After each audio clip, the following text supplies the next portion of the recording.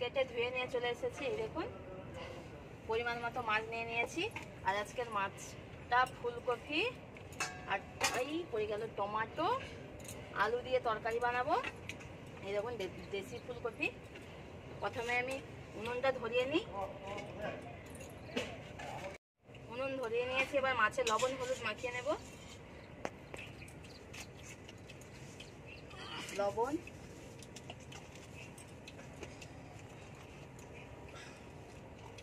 হলুদ গুঁড়ো,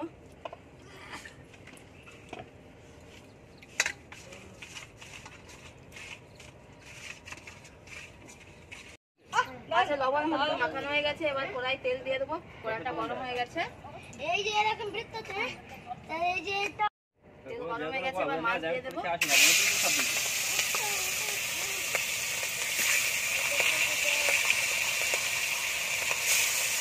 মাছটা ভাজা হচ্ছে, এবার আমি ফুলকপি আলুটা কেটে নেব।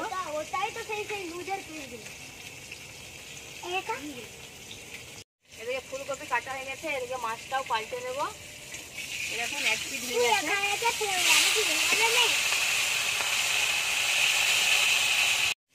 সব সবজি কাটা হয়ে গেছে, এদিকে মাছও ভাজা হয়ে গেছে। এই দেখুন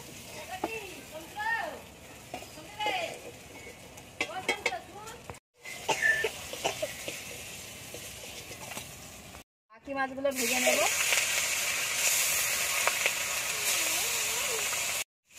বাকি মাছগুলো ভাজা হয়ে গেছে, তুলে নেব।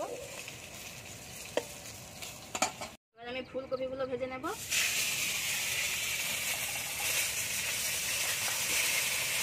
হলুদ গুঁড়ো আর লবণ, ফুলকপি ভাজতে ভাজতে জিরে আর গোটা লঙ্কা বেটে নেব। এখন ফুলকপিগুলো ভাজা হয়ে গেছে, এবার তুলে নেব। আরো কড়াই তেল দিয়ে দিলাম, দিয়ে দেবো 5 ফোড়ন। এবার আলুটা ভেজে নেব।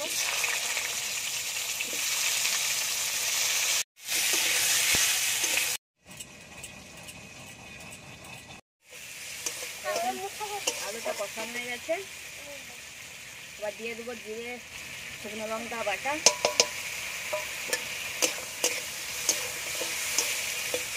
আমি একই সাথে ফুলকপিটাও দিয়ে দেবো, আরেকবার ভেজে নেবো, ভালো করে কষিয়ে নেবো। কষানো হয়ে গেছে, এবার জল দিয়ে দেবো।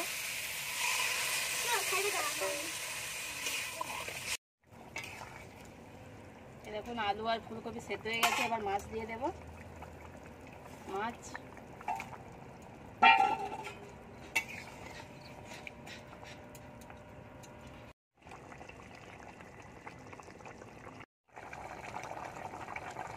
তরকারিটা হয়ে গেছে, এবার নামিয়ে নেব।